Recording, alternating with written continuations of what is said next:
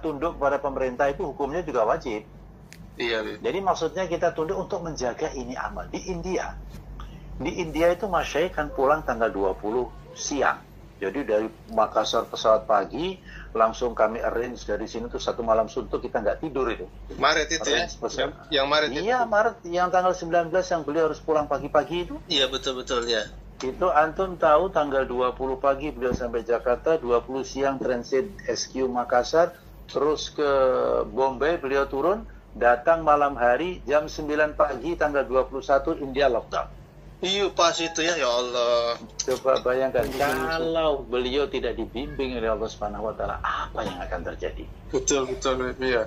Nah, kemudian jamaah Pakistan juga begitu. Beliau terbang tanggal 21, tanggal 20 juga, sampai di sana malam 22 lockdown. Oh, jadi ini betul-betul luar biasa nih, apa ini bimbingan Allah Subhanahu wa taala kepada kita. Dan saya kan, jadi begitu beliau sampai di Jakarta, saya dipanggil, kemudian duduk hampir 2 jam lebih dengan Mana Ibrahim, Baik Faruk dan sebagainya. Beliau karguzarikan apa yang terjadi di Pakatok kepada kami yang ada di sini. Iya. Kemudian saya menyelesaikan tugas-tugas untuk memberangkatkan beliau dari baik dari sisi imigrasi, dari beliau itu kan di bandara kita carikan tempat yang sangat munasib sehingga beliau bisa tidur di atas tempat tidur, bisa makan di atas sofra, kamar mandi, bisa mandi di sana, kita siapkan tempat khusus di sana. Iya, iya. Sehingga kami betul-betul setelah beliau berangkat, kami menghandle jamaah Arab.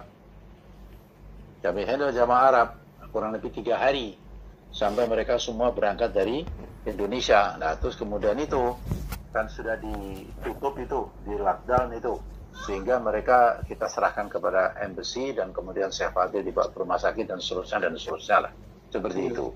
Jadi gitu, jadi tolong sampaikan kawan-kawan mengenai musyawarah dan sebagainya, selama masih bisa dimusyawarahkan dengan telepon, ataupun kalau yang penting jangan sampai menimbulkan image, pandangan kepada pihak-pihak luar. Karena di mana-mana ini kan yang masih bergerak tinggal orang tabligh. Iya, iya. Baik di masjid, baik sholat 5 waktu, baik khususi, kadang-kadang kan begitu. Iya. Musyawarah, malam makan. Ini jangan sampai menimbulkan image kepada penduduk, kepada masyarakat. Ini gara-gara ini nih, virus ini tersebar. Allah. Nah, itu yang harus kita hindari. Yang harus tadi sampaikan kepada kawan-kawan, untuk bersabar diri dan kuatkan amalan di rumah. Kemudian malam hari inilah waktunya kita merengek-rengek kepada Allah Subhanahu wa taala. Baik, ya. Ya, jadi Iswandi telepon Mustafa, kemudian telepon Mustafa atau WhatsApp Mustafa mungkin. Terus Mustafa info ke saya. Silakan Mustafa sampaikan kepada kawan-kawan di sana untuk coba kalau bisa itu bisa diselesaikan sebetulnya dengan telepon, sehingga jangan menimbulkan reaksi kepada publik, itu yang penting. Nah, sekalian kan ada antum di sana, makanya saya perlukan malam ini saya telepon dengan antum supaya match. Jadi yang Iswandi sudah di telepon Mustafa, saya info kepada antum. Jadi mudah-mudahan surat yang kami kirim tadi pagi itu lebih tegas dan lebih jelas lagi. Sehingga sudah tidak ada pertanyaan-pertanyaan lagi kan. Nah, begitulah. Terkait yang markas itu kami sudah, insya Allah kita sudah ikut itu arahan. Karena kan cuma satu masjid saja markas, jadi kita lebih mudah untuk kontrol. Nah, ini bagaimana dengan masjid yang di luar markas yang ada karkun di situ? Kemudian ya begitu, pemahaman teman-teman ini masih ada juga yang begitu, menganggap ya kalau memang kita masih bisa buat salat 5 waktu, mereka tetap ke masjid. Nah, sementara dari MUI sendiri itu sudah anggap image-nya, bukan image-nya, mereka bahkan sudah keluar dari lisannya bahwa sekarang ini yang paling ngeyel di Timika ini orang-orang tabligh. Itu berbahaya sekali itu. Itu sudah keluar. Jadi sampaikan kepada mereka, masuk rumah. Itu kan jelas di poin nomor 4 itu, arahan itu. Ikuti arahan.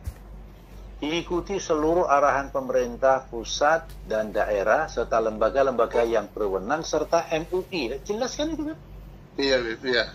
Nah, itu antum suruh, pokoknya perintah dari Al-Mutakin rumah. Gitu aja, kasih tahu. Ini perintah dari Al-Mutakin. Iya, termasuk di kalau mereka juga, Bib ya. Karena ini maka tetap 5 waktu hidup ini. Iya. Jangan sampai menimbulkan image yang buruk. Kemudian antum rumahkan semuanya mereka. Masyayikh pun di Nerul Masjid juga begitu datang, India kan ketat betul. Jadi mereka juga begitu. Beliau-beliau juga langsung ke rumah. Nerul Masjid, markas kita di Bombay, itu khusus hanya untuk orang mukimin situ aja. Semua Masai yang mukim di situ semua ke rumah. Maulana Ahmad ke Surat, ke Gujarat, Maulana Ibrahim juga begitu, Bayi Faru juga begitu, semuanya seperti itu. Semuanya kembali ke tempat masing-masing. Iya. Ya. Nah, tolong kawan-kawan antum tegaskan, ini perintah dari Al-Muttaqin. Bukan anjuran, bukan himbauan. Perintah. Baik. Iya. Nah, kalau dia ngeyel berarti ya dia merasa mungkin lebih paham daripada syura dan lebih hebat dari masyayikh. Iya. Saya kan begitu. Dan ya satu lagi untuk lebih jelas lagi. Jadi kemarin itu dari musyawarah kita di markas pekan lalu. Jadi teman-teman sebagian besar sudah menerima arahan dari MUI untuk kita buat amalan di rumah. Hanya masih ada juga teman-teman yang punya fikir bagaimana walaupun di masjid itu memang sudah tidak sholat, tapi setidaknya ada 2-3 orang, maksudnya seperti muazin ataupun imam yang tetap sholat di situ. Itu jadi begini. Jadi begini, kalau adzan silahkan dikumandangkan, ya karena itu adzan adalah waktu sholat. Iya. Nah, kalau di markas antum, contohnya itu kan ada orang yang mukim di situ, mungkin ustadz kah, apakah kan ada di situ ya? Kalau nggak salah ya? Iya, ada. Ya mereka kan mukim di situ, berapa orang di situ? Yang sekitar situ, yang berdekatan dengan masjid ada sekitar 3-4 orang. Bukan, maksud saya yang mukim di masjid kan ada itu. Kan yang mukim, yang di dalam masjid ya. Tiga orang, Bib. Ya kalau yang mukim di masjid ya itulah rumah dia. Oh iya. Iya, jadi yang mukim, yang tetangga masjid di rumah, tapi yang mukim, yang di dalam masjid. Iya. Dia dalam masjid dan itu tidak akan menularkan kemana-mana. Mereka berputar-putar cuma 3 orang. Iya. Iya, jadi yang mukim. Walaupun mereka tetap kalau pagi pergi kerja gitu. Ya kalau memang dia harus kerja, kan tidak ada larangan kerja. Hanya mereka tetap harus dengan masker dan seterusnya, menjaga jarak dan seterusnya. Jadi kalau mereka kerja sih, dia kan mukimin, mungkin di situ sebagai marbot, mungkin sebagai apa, atau sebagai muadzin, atau wallahu alam, mungkin sebagai imam, saya tidak tahu di sana. Kalau antum kok masih di masjid? Rumah saya di masjid, Pak. Saya mukim masjid. Kan begitu. Yang masalah itu kalau tetangga masjid itu dia ke masjid. Kalau dia mukim, ini Pak kamar saya di sini, saya muadzin di sini.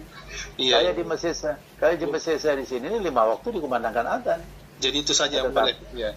Iya, yang mukim, orang yang mukim di masjid. Sehingga kalau ada kontrol dari polisi, dari MUI, dari ini, loh Pak, ini kan orang mukim 3 orang ini. Yang membersihkan masjid, yang adzan, yang menyalakan lampu, yang menjaga pompa air, kan ada itu. Khair, ya. Clear. Ya gitu ya. Iya, nah kemudian teman-teman. Iya, kemudian antum jaga hubungan baik dengan MUI dan sebagainya. Kemudian hilangkan image tadi, tinggal orang tabligh saja yang ngeyel. Itu setelah nanti antum merumahkan semua, antum buat hubungan dengan MUI atau telepon atau apa, bahwa kami sekarang sudah kami rumahkan semua. Kasih tahu beliau. Untuk menghilangkan image itu. Begitu ya? Baik. Saya teman-teman. Iya, sampaikan kalau ada hal-hal yang penting langsung hubungi saya saja, Abdul Wahid. Iya, baik. Kalau ada hal yang penting langsung supaya tidak rancu nanti. Supaya tidak rancu. Begitu ya? Baik. Salam buat semua keluarga di sana, juga buat siapa kakak antum, Iwan ya? Siapa? Iwan di Makassar, Bib. Dia di sana. Iya, waktu habis istimewa itu dia sudah di sana sama keluarganya. Tapi menetapnya di Timika atau di Makassar? Sebenarnya kan dia domisili di Timika memang, tapi kemarin itu mereka rame-rame ke Makassar karena pas mau ujian akhir dari anaknya itu yang pertama, tiba-tiba lockdown juga Timika, jadi ya sudah sekalian mereka di sana. Jadi di Makassarnya itu karena nggak bisa pulang? Ya betul. Ya. Oke, ada. Sampaikan salam. Mudah-mudahan yang penting itu jaga kesehatan semuanya. Usahakan anak-anak tidak usah kemana-mana, tetap di rumah saja. Kalau di Jakarta ini kita pun kalau beli apa-apa ini pakai online sekarang. Iya, betul. Nah, kemudian juga usahakan anak-anak tidak keluar rumah. Usahakan pagi hari bisa berjemur matahari walaupun hanya 15 menit. Karena jemur matahari pagi jam 8 sampai jam 9 itu nggak boleh lama-lama juga. makanan dijaga, kebersihan dijaga, semua dijaga. Insya Allah Allah Subhanahu dan doa minta malam hari kepada Allah Taala supaya ini diangkat, ini musibah, ini wabah ini, sehingga umat bisa kembali menjalankan ibadah dengan baik. Dan ini adalah cara Allah Taala untuk mengembalikan umat kepada Allah. Mereka sudah lupa Allah itu ada, maka Allah tampakkan sifat jalalnya. Betul. Perkasaan Allah ditampakkan. Nggak perlu untuk menghancurkan manusia ini. Nggak perlu dengan peluru kendali, dengan satu benda yang tidak terlihat, virus yang tidak nampak oleh mata, ya tidak nampak, habis dia sudah itu. Satu dunia gulung-gulung tikar semua. Baik, Abdul Wahid ya. Saya sudah alhamdulillah hampir 1 minggu ini kami buat amalan baca surah Yasin 41 kali lewat ini grup WA. Jadi semua teman-teman ambil tanda saya itu. Jadi tiap hari kita buat amalan itu. Sama ada rencana ini nanti kita buat juga supaya saling membangunkan tiap malam. Jadi amalan yang selama ini kita buat di markas, kita buat di rumah, kita saling bangun supaya satu malam itu terjaga terus amalan itu. Iya. Kemudian ada nasihat daripada Mufti Taqi Usmani, dia Mufti Azamnya Pakistan. Iya. Supaya di dalam keadaan ini banyak baca wirid la ilaha illa anta subhanaka inni kuntu minadh dhalimin. Minimum 100 kali tiap hari. Minimum. Baik, kalau bisa 1000 kali lebih baik. La ilaha illa anta. Saya alhamdulillah sudah 1 minggu 313 kali. Iya betul. Diamalkan semua amalan para masyayikh, amalkan semua, dan ini akan menguatkan rohaniat kita insyaallah. Iya, insyaallah akan menguatkan rohaniat kita. Begitu ya Abdul Wahid ya. Salam untuk semua kawan-kawan di sana. Salam untuk kawan-kawan, untuk Ustaz Muhsin, untuk semua. Saya nggak bisa ingat satu-satu, tolong sampaikan. Mudah-mudahan Allah Subhanahu wa taala jaga kita dalam ini amal insyaallah. Amin. Baik. Jazakallah. Terima kasih. Kalau ada hal-hal yang penting segera kontak saya Abdul Wahid. Baik ya. Baik, jazakallah. Assalamualaikum. Waalaikumsalam warahmatullahi wabarakatuh.